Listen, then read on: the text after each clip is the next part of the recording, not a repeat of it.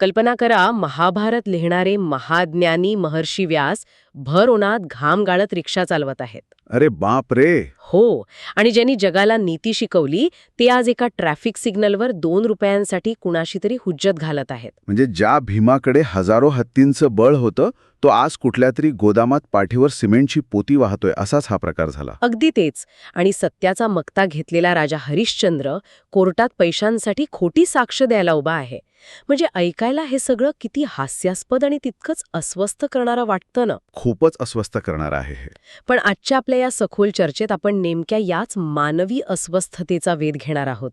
आज आपल्यासमोर literary cognisance critical space journal आणि CLAI म्हणजे कंपॅरेटिव्ह लिटरेचर असोसिएशन ऑफ इंडियाच्या अहवालांसारख्या काही अत्यंत महत्त्वाच्या संशोधन पत्रिकांचा खजिना आहे. म्हणजे खूपच भक्कम संदर्भ आहेत आपल्याकडे.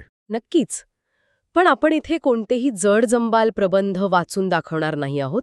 या कागदपत्रांच्या आत दडलेल्या माणसाच्या ज्या कच्च्या आणि जिवंत कथा आहेत ना, त्या आपल्याला उलगडायच्या आहेत. अनुवादित साहित्यापासून ते थेट अस्सल ग्रामीण मातीतल्या उपेक्षित वर्गाच्या साहित्यापर्यंत भाषेने मानवी जीवन कसं सामावून घेतलंय, हा प्रवास आज आपल्याला समजून घ्यायचा आहे. आपण हे थोडं उलगडून पाहूया. खरं तर हा प्रवास एका संस्कृतीतून दुसऱ्या संस्कृतीत शिरण्याचा आहे. कारण हे जे स्रोत आहेत ते फक्त भाषांबद्दल बोलत नाहीत, तर त्यातून वाहणाऱ्या माणसाच्या जगण्याच्या संघर्षाबद्दल बोलतात. बरोबर. आता मी लिटररी कॉग्निझन्समधला एक अतिशय रंजक शोधनिबंध वाचत होते. त्यात 1950च्या दशकात महाराष्ट्रातल्या वाचन संस्कृतीत झालेल्या एका मोठ्या बदलाचा उल्लेख आहे. हां, तो पल्प फिक्शनचा काळ. हो. तोपर्यंत मराठीत बहुतांश करून अतिशय गंभीर आणि अभिजात साहित्याचा अनुवाद व्हायचा. पण त्यानंतर अचानक रहस्यकथांचा किंवा थरार कादंबऱ्यांचा मोठा प्रवाह मराठीत येऊ लागला. यातला एक अत्यंत गाजलेला प्रयोग म्हणजे अर्विंग वॉलेस यांची द सेकंड लेडी ही कादंबरी. अरे वा. रवींद्र गुजर यांनी केलेला तिचा लपाछपी हा अनुवाद. अगदी बरोबर. रवींद्र गुजर यांनी लपाछपी या नावाने केलेला तो अनुवाद अक्षरशः घरोघरी वाचला गेला. ते कादंबरीचं कथानकच मुळी अंगावर काटा आणणारं होतं. शीतयुद्धाचा तो काळ होता आणि KGB या रशियन गुप्तहेर संघटनेने थेट अमेरिकन राष्ट्राध्यक्षांच्या पत्नीचं अपहरण केलं होतं. बापरे. हो, आणि तिच्या जागी हुबेहूब तिच्यासारखीच दिसणारी एक रशियन गुप्तहेर महिला फर्स्ट लेडी म्हणून बसवण्याचा तो कट होता. विचार करा, एका देशाची सत्ता आणि सुरक्षा थेट राष्ट्राध्यक्षांच्या बेडरूममधनं कशी नियंत्रित केली जाऊ शकते, हा तो थरार होता. आता इथे एक गोष्ट नोंदवणं खूप महत्वाचं आहे. मूळ अमेरिकन कादंबरीतील शीतयुद्धाची जी राजकीय मांडणी किंवा विचारधारा आहे ती योग्य की अयोग्य या वादात आपण पडणार नाही आहोत. आपण तटस्थपणे याकडे पाहतोय. नक्कीच. साहित्याचा एक अभ्यास म्हणून आपण हे बघतोय. हो. तर यातला सर्वात थक्क करणारा भाग कोणता असेल तर ती प्रत्यक्ष अनुवादाची प्रक्रिया.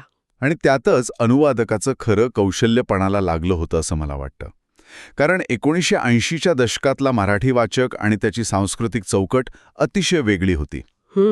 खूपच वेगळी होती. अशा वेळी अमेरिकन राजकारणातील बारकावे आणि विशेषतः त्यातील लैंगिकता आणि प्रणय म्हणजे नवरा बायकोच्या अत्यंत खासगी आणि संवेदनशील नात्यातील तो गुंता मराठी वाचकाला पचेल असा मांडणं हे भयंकर कठीण काम होतं. अनुवादकाने मूळ कथेचा थरार जराही कमी न होऊ देता त्याला एक अत्यंत संयत भाषिक रूप दिलं. म्हणजे हे बघायला गेलं तर हे एखाद्या परदेशी आणि पूर्ण वेगळ्या चवीच्या पदार्थाला अस्सल भारतीय मसाल्यांची फोडणी देण्यासारखं आहे. मूळ पदार्थाची चव तीच राहते, पण तो आपल्या पचनी पडेल असा बनवला जातो. खूपच छान उपमा दिलीत तुम्ही. अगदी असंच घडलं तिथे. लपाछपी वाचताना तो परकीय थरार जाणवतो खरा, पण त्यातली संवेदनशीलता आपलीशी वाटते. कारण तिथे फक्त शब्दांचं भाषांतर झालं नाही, तर एका संस्कृतीचं भाषांतर झालं. बरोबर. आणि मुळातच मराठी साहित्याला थरार कादंबऱ्यांची स्वतःची अशी एक खूप मोठी परंपरा आहे. या जर्नल्समध्ये अनिल अवचट यांच्या गर्दसारख्या अंडरवर्ल्डचा वास्तव मांडणाऱ्या कादंबरीचा उल्लेख आहे. तसंच न.स. इनामदार यांच्या राऊमधील ऐतिहासिक राजकीय थराराचाही संदर्भ आहे. पण मला विशेष सांगावंसं वाटतं ते शिवाजी सावंत यांच्या मृत्युंजयबद्दल. हां, मृत्युंजय ही तर महाभारतातील कर्णाची कथा. वरवर पाहता ती पौराणिक कादंबरी वाटते. हो, पण ती पौराणिक असली तरी ती एखाद्या सायकोलॉजिकल थ्रिलरसारखी काम करते. नियती, समाजाकडून होणारी अवहेलना आणि स्वतःला सिद्ध करण्याची अमर्याद भूक यातून उभा राहणारा भयानक नैतिक संघर्ष त्यात आहे. खरंय. रहस्य म्हणजे फक्त पुढे काय होणार हे नसतं. मानवी मन सत्तेसाठी किंवा सन्मानासाठी कोणत्या थराला जाऊ शकतं हे द सेकंड लेडी असो किंवा मृत्युंजय यातून उत्तम प्रकारे दिसतं. अगदी अचूक. पण मग जागतिक राजकारणातून आपण आता अशा एका साहित्याकडे वळत आहोत जिथे माणसाचा रोजचा जगण्याचा संघर्ष हाच एक मोठा थरार आहे. म्हणजे आपण आता थेट गावगाड्याच्या वास्तवाकडे जातोय. हो, क्रिटिकल स्पेस जर्नलमध्ये उल्लेख केलेली R.R. बोराडे यांची पाचोळा ही कादंबरी, ज्याचा इंग्रजीत फॉल या नावाने अनुवाद झालाय. पाचोळा हे भारतीय सबाल्टन म्हणजे उपेक्षित साहित्यातले एक अत्यंत विदारक रूप आहे. मराठवाड्यासारख्या कोरड्या भागात जगणाऱ्या एका सामान्य शिंपी कुटुंबाची ही कथा आहे. जिथे पार्वती आणि तिचा नवरा आपला उदरनिर्वाह चालवतात. बरोबर. गावातले जे बलुतेदार समाज असतात म्हणजे शिंपी, नावी, चांभार, ते एका विशिष्ट अर्थव्यवस्थेवर अवलंबून असतात. पण जेव्हा आधुनिकतेचा रेटा येतो, तयार कपड्यांची दुकानं गावात येतात, तेव्हा ह्या कुटुंबाचा पारंपरिक व्यवसाय कसा उद्ध्वस्त होतो हे यात मांडलंय. म्हणजे हे कुटुंब अक्षरशः वाऱ्यावरील पाचोळ्यासारखं कसं उडून जातं याचीही शोकांतिका आहे. अगदी तसंच. पण इथे मला एक प्रश्न पडतो. जेव्हा बोराडे साहेब मराठवाडी बोलीभाषेचा इतका सूक्ष्म आणि अस्सल वापर करतात, तेव्हा ते साहित्य फक्त एका विशिष्ट प्रदेशापुरते मर्यादित राहते का? म्हणजे एखादा जागतिक वाचक याच्याशी कसा जोडला जाईल? हा खूप साहजिक वाटणारा प्रश्न आहे. पण ह्यातली गंमत अशी आहे की भाषेचा हा प्रादेशिक बाजच त्या कथेला युनिव्हर्सल किंवा सार्वत्रिक बनवतो. ते कसं काय? कारण माणसाची उपेक्षा आणि त्याचे दुःख कोणत्याही भाषेत असले तरी त्याची तीव्रता सारखीच असते. पाचोळामधील पार्वती ज्या असुरक्षिततेचा सामना करते ती भावना जागतिक आहे.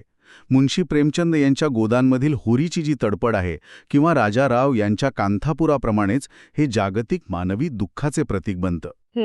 म्हणजे माणसाचं दुःख सगळीकडे सारखंच असतं, फक्त त्याची भाषा बदलते. नक्कीच. पण ग्रामीण भागातील हा आर्थिक संघर्ष आपल्याला एका मोठ्या आजाराकडे घेऊन जातो, तो म्हणजे आधुनिक भांडवलशाही. क्रिटिकल स्पेस जर्नलमध्ये बासी मडधेकर यांच्या कवितेचा मार्क्सवादी दृष्टिकोनातून जो संदर्भ दिलाय तो खूप महत्वाचा आहे. हो, आणि तो काळच यंत्रयुगाचा होता. इथेही आपण कुठली राजकीय बाजू घेत नाहीयत, पण केवळ साहित्यातून विचार केला तर कामगार स्वतः सोन्याची वस्तू बनवतो, पण त्याचा उपभोग मात्र भांडवलदार घेतो. यातून येणारा कामगाराचा एकाकीपणा म्हणजे एलियनेशन खूप भयानक आहे. आणि हीच आधुनिकतेची शोकांतिका आहे. माणूस स्वतःच्याच निर्मितीपासून दुरावतो. बरोबर. आणि इथेच खरी रंजक आणि विचार करायला लावणारी गोष्ट समोर येते. देवेंद्र रंकावत यांच्या शोधनिबंधातील अत्यंत अस्वस्थ करणारी कविता. ती कविता ज्याने आपल्याला सुरुवातीलाच हादरवून सोडलं होतं. हो, या कवितेत पौराणिक पात्रांचे आजच्या जगातील विदारक चित्र मांडले आहे. व्यासमुनी उन्हात रिक्षा चालवत आहेत, भीम आणि अर्जुन गाढवासारखे ओझे वाहत आहेत, आणि हरिश्चंद्र अन्यायाच्या दरबारात खोटी साक्षी देतोय. इतकंच नाही तर द्रौपदी, शैव्या आणि शची यांसारख्या स्त्रिया ज्यांना आपण आदरणीय मानतो त्या आपल्या अब्रूचा आणि सौंदर्याचा लिलाव करत आहेत. हे ऐकूनच अंगावर काटा येतो. खरं तर जर आपण ह्याला मोठ्या चित्राशी जोडलं तर याचा अर्थ खूप खोल आहे. आज आपण शाश्वत विकास किंवा सस्टेनेबल डेव्हलपमेंट बद्दल बोलतो. हो, पण शाश्वत विकास म्हणजे फक्त पर्यावरणाचे रक्षण नव्हे ना? अगदी बरोबर. जिथे मानवी मूल्यांचा आणि माणसांचाच असा ऱ्हास होत असेल तिथे शाश्वत विकास कसा शक्य आहे? समाजाने दिलेल्या ओळखी आणि माणसाचं आजचं अस्तित्व यातील हा एक भयानक संघर्ष आहे. बापरे, हे खूपच अस्वस्थ करणारं वास्तव आहे. पण मग ह्या सर्व वेदना आणि हा संघर्ष जगासमोर कसा येतो? तर तो तौलनिक साहित्य आणि अनुवादाच्या माध्यमातून. हो, कंपॅरेटिव्ह लिटरेचरची भूमिका इथेच खूप मोठी ठरते. CLAIच्या अहवालात जादवपूर विद्यापीठातील कंपॅरेटिव्ह लिटरेचर विभागाचे कार्य आणि त्यांच्या परिषदांचा खूप महत्वाचा संदर्भ आहे. तसंच UKRI सारखे आंतरराष्ट्रीय उपक्रमही आहेत. तुम्हाला वेल्स इंडिया आणि ऑस्ट्रेलिया इंडिया ट्रान्सलेशन विंटर स्कूल्सबद्दल माहिती असेलच. हो, मी वाचलं होतं ते. तिथे ऑस्ट्रेलियन आदिवासींची म्हणजे ॲबोरिजिनल कविता मराठी आणि बंगालीत अनुवादित केली गेली. आणि त्याचवेळी मराठीतलं दलित साहित्य इंग्रजी आणि इतर भाषांमध्ये पोचलं. इथेही आपण हे साहित्य केवळ एक साहित्यिक प्रवाह म्हणूनच पाहतोय हे लक्षात घ्यायला हवं. नक्कीच. म्हणजे साहित्य हे डबक्यासारखं एकाच जागी थांबून राहत नाही, तर ते नदीसारखं प्रवाही असतं. एका संस्कृतीचं दुःख दुसऱ्या संस्कृतीला समजून घेण्यास हे अनुवाद कार्य खूप मदत करते. आणि म्हणूनच अनुवादाला सांस्कृतिक पूल म्हटलं जातं. खरंय. तर आपण या संपूर्ण चर्चेचा थोडक्यात आढावा घेऊया. अर्विंग वॉलेसच्या राजकीय थरारापासून ते लपाछपीच्या सांस्कृतिक अनुवादापर्यंत आपण आलो. तिथून पाचोळामधील ग्रामीण वास्तवाच्या तडफडीला आपण समजून घेतलं.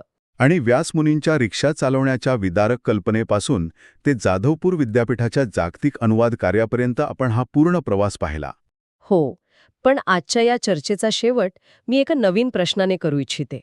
आजच्या या तंत्रज्ञानाच्या युगात जिथे आर्टिफिशियल इंटेलिजन्स एका सेकंदात कोणत्याही भाषेचा अनुवाद करू शकते, तिथे माणसाच्या आतील हा जो गुंतागुंतीचा भावनिक संघर्ष आहे, ती जी सांस्कृतिक धगधग आहे, ती कोणतंही मशीन कधी खऱ्या अर्थाने अनुवादित करू शकेल का? हा खरोखरच विचार करायला लावणारा प्रश्न आहे. की त्यासाठी एका माणसालाच दुसऱ्या माणसाचं दुःख खऱ्या अर्थाने समजून घ्यावं लागेल? याच प्रश्नासोबत आपण आजची ही सखोल चर्चा इथेच थांबूया. तुम्हीही यावर नक्की विचार करा. पुन्हा भेटूया अशाच एका नव्या विषयासह.